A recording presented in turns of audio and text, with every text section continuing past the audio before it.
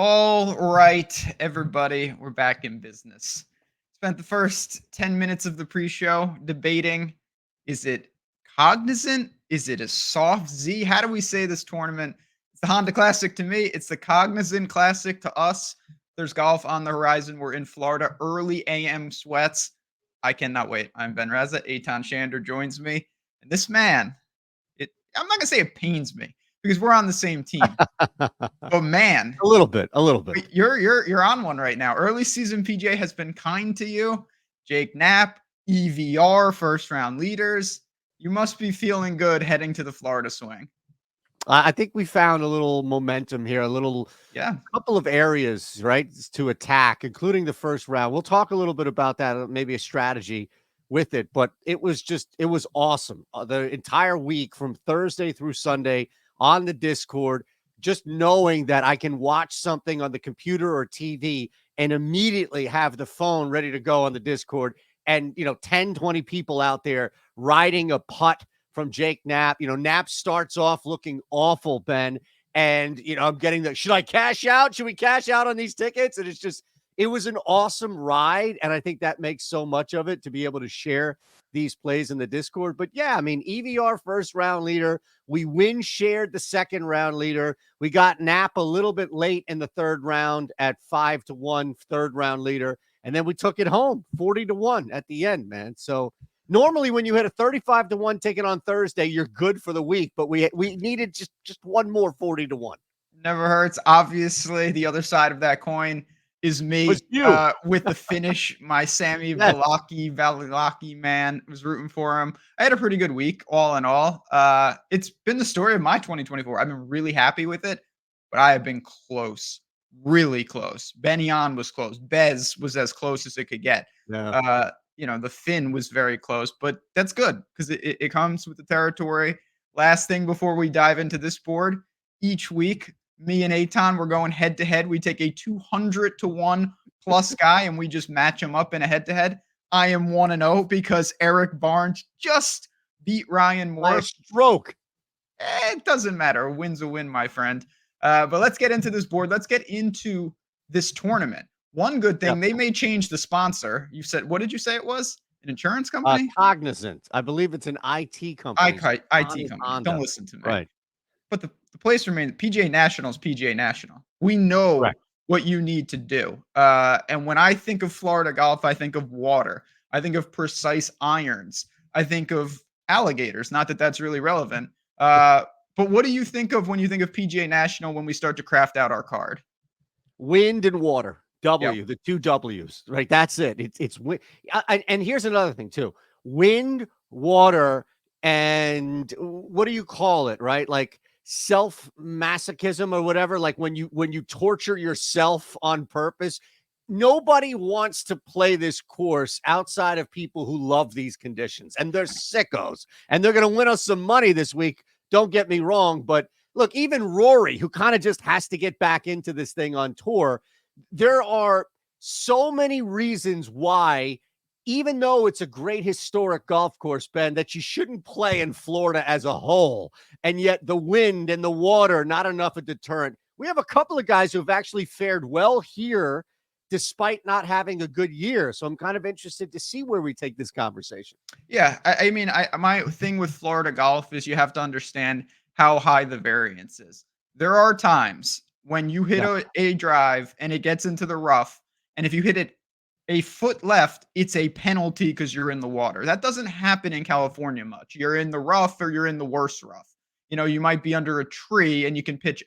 Water is water, and that's just, you're not going to see consistent course history. It's like the Players Championship. You got guys who win and then they miss the cut, and I think Honda's like that. There's the bear trap, all that good stuff. But I want to talk about the board. I want to talk about the top tier. I think it's pretty simple. We've had this theme for a while.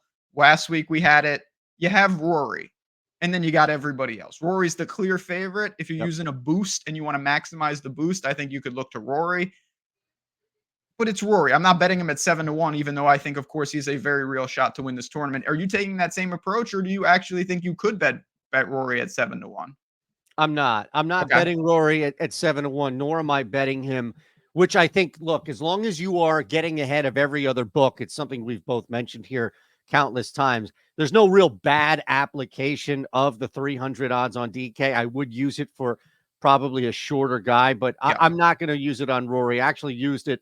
The Discord got it already, but I actually used, it's not going to surprise you, but his number has dipped since. So somebody must have nuked it on the Discord when I gave it out, Ben. I mean, some of these lines, it's actually something I wanted to talk about, are moving. And that's why we're going to talk about Odd Chopper, how to make sure you're shopping everything, getting the best price. But I'm going to just open it up to this top tier. Let's start, knocking off some golfers. You've got a bunch of guys in the 20 to 1 range.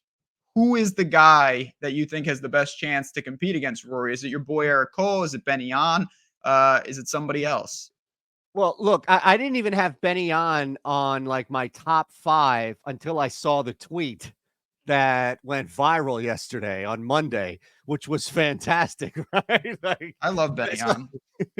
So, I mean, he's definitely going to be in there. Look, the reality, I have 3 guys on this screenshot right here. Let's look at the guy that I'm not going to play, only because I would like him to be closer to 30, and maybe there is a 35 to 1 guy that you can make the argument to, or up to 40 to 1.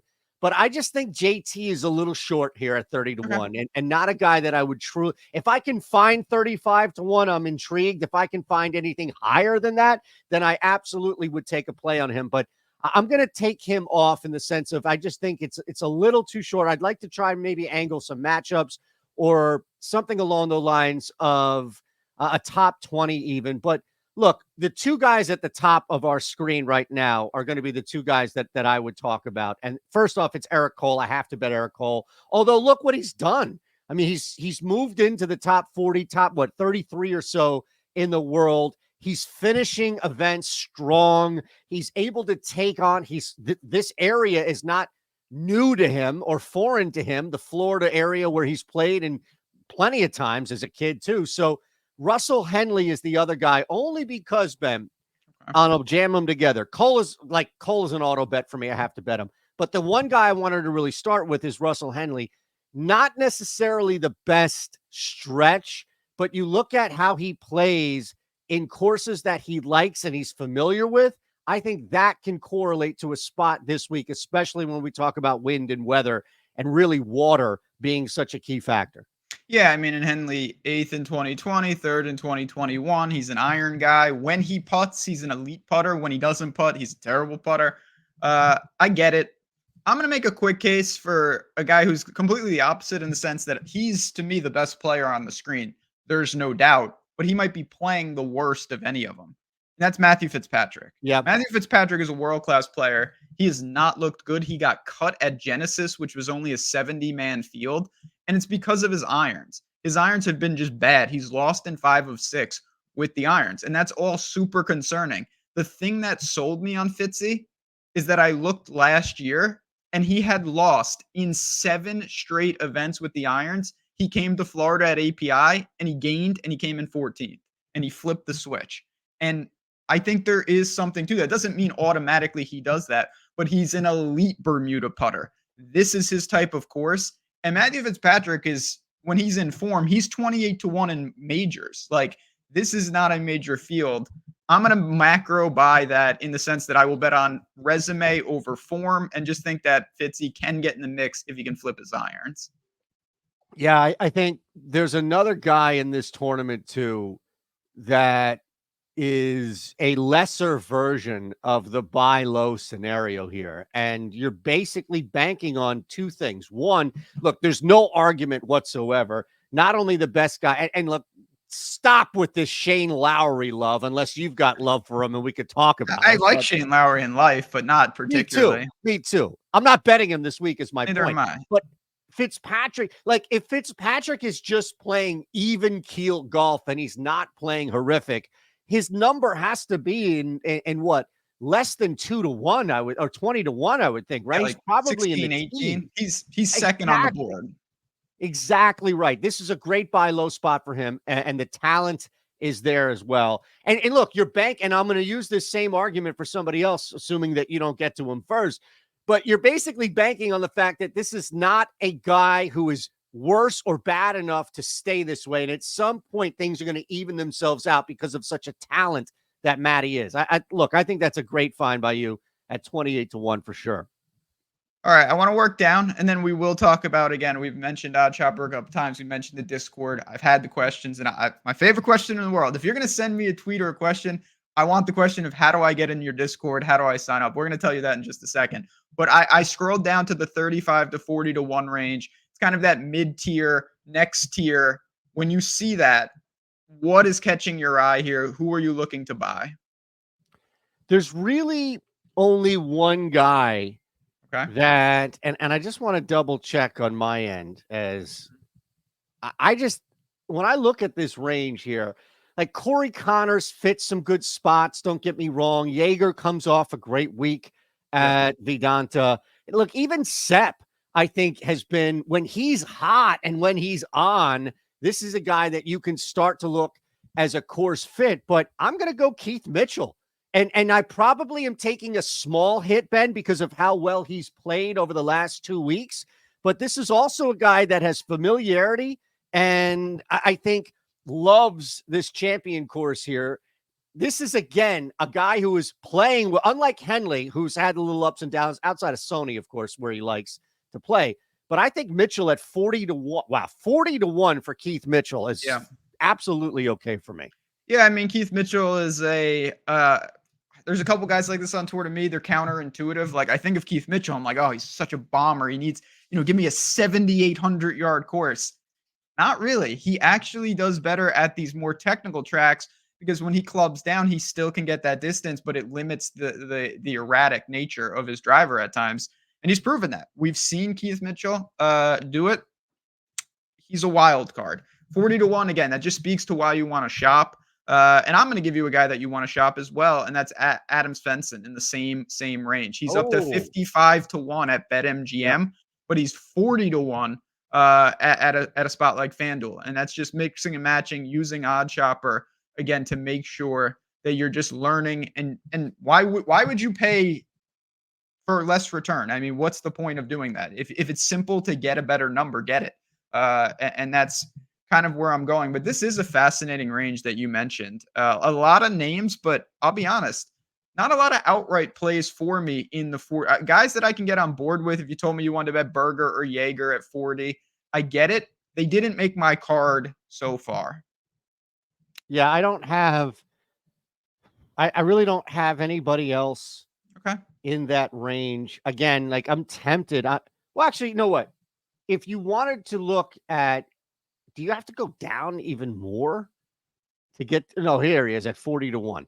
This is the lesser version of what you described with Matt Fitzpatrick, and they're not inclusive by any means. It's Sungjae. You're basically betting at this point that a golfer as not only talented, but as consistent as Sungjae is, or was at least, in so many different areas. And look, this is not a guy who lost 6 miles per hour on his fastball in one winter.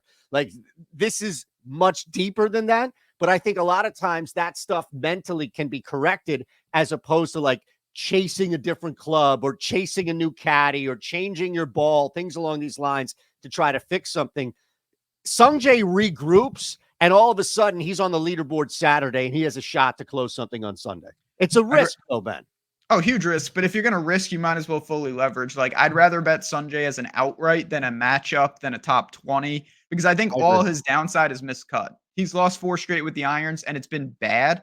If he gets it back, he's a threat to win. If he doesn't, why exactly do you want to be paying for like a plus 200 top 20 or something when you can just fully leverage with a 40-1? So I absolutely get that.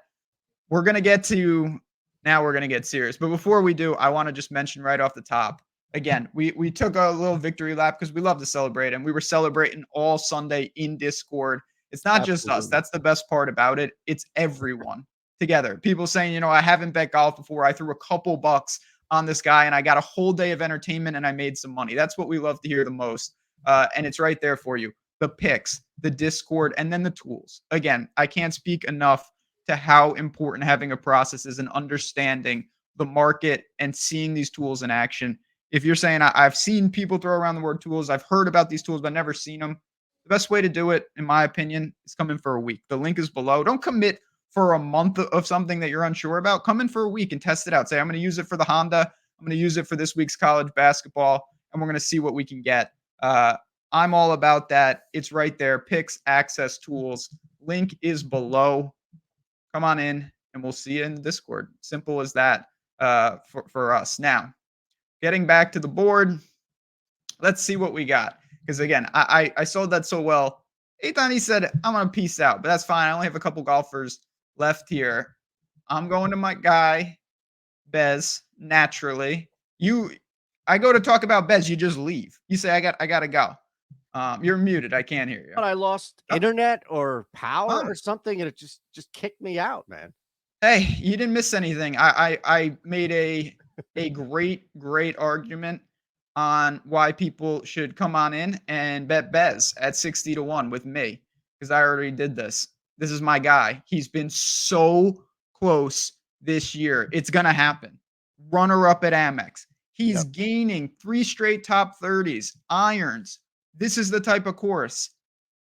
60 to 1 is 60 to 1. I love it. I love the number. It doesn't mean he's going to win, obviously.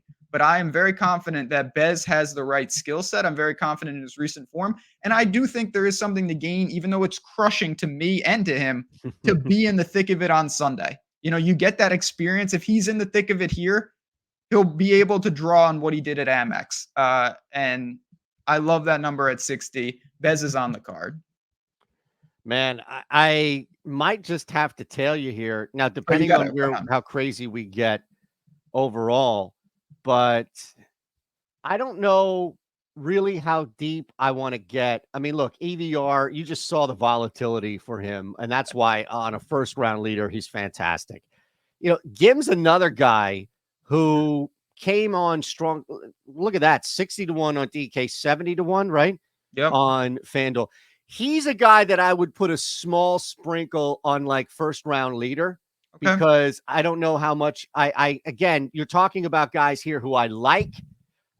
What about TD? What about Thomas? Right above Maverick at 90 to 1. If you want to look at a long shot there. Okay. What do you think about, I think it's like, I'm not going to go back to the Maverick train.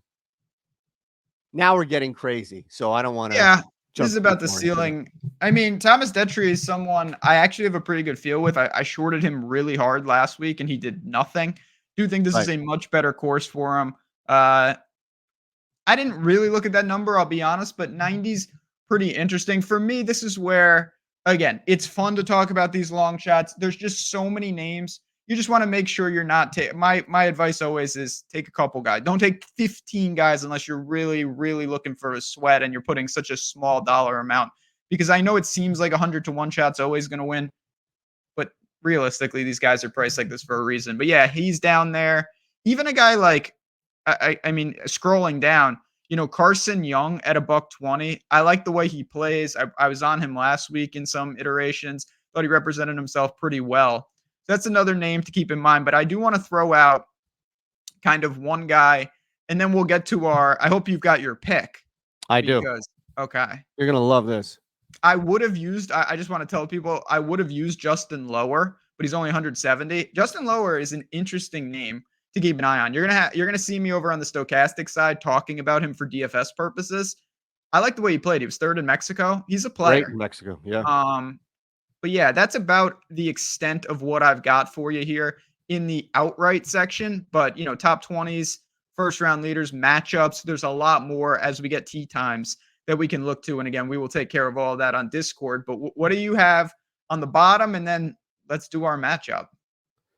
Yeah, I don't think there's going to be much here as far as just playing a guy. And look, we've had that run snapped, right, of 100 to 1 or higher winning this thing, as far as consistently with Jake Knapp at 40 to 1. Knock that off. I don't know. I don't honestly think there's worth of a risk here. Like, again, is there really that great of a difference between Brendan Todd at 80 to 1 and, Mark Hubbard or Pendrith or, even Novak, who played well, right, at a $120. And that's where I feel like this normally we try and find some range here. And I think you did, at least with lower bringing him up.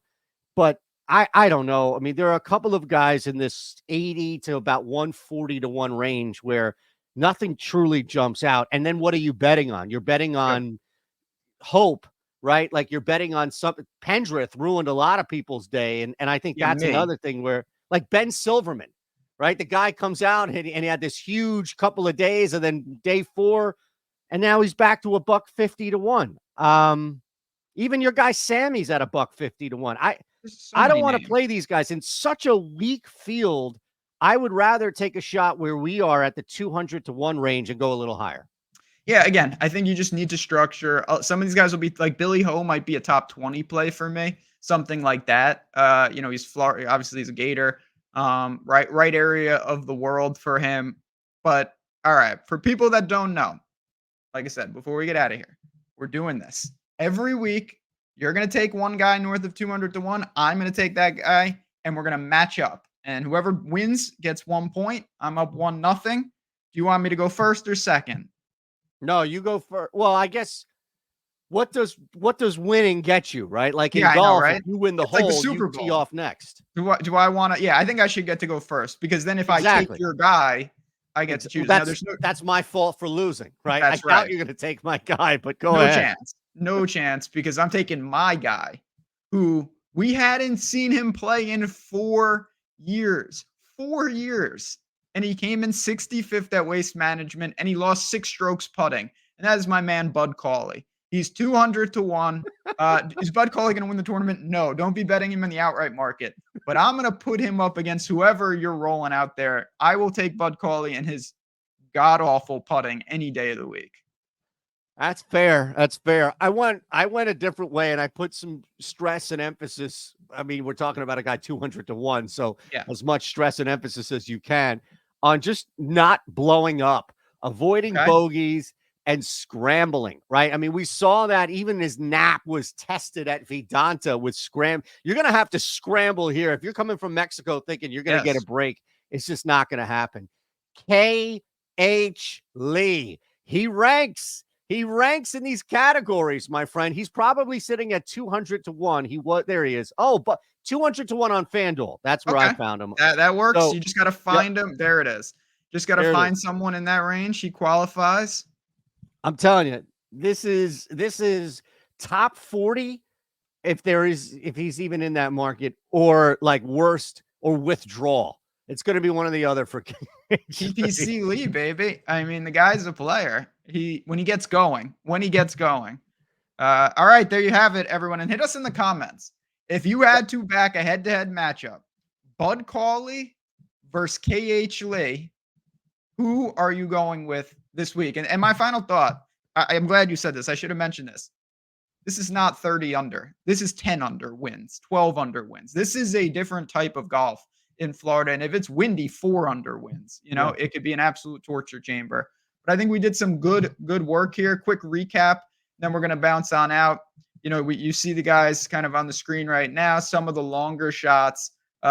Bez is definitely a key guy for me on DraftKings. Excuse me. Sanjay, Fitzy, Henley, Cole types. I think we did some good work here. And again, not Sam Ryder. Get him off the screen. Where did he come from? No, see, they're trying. The sim is trying to get me. Not so fast, my friend. Any final thoughts for the people? No, just be honest with yourself. If you're going to comment on who you're going to take for the head-to-head, make sure that you actually know who these individuals are first before you just blindly roll with Ben here. That's all I'd say.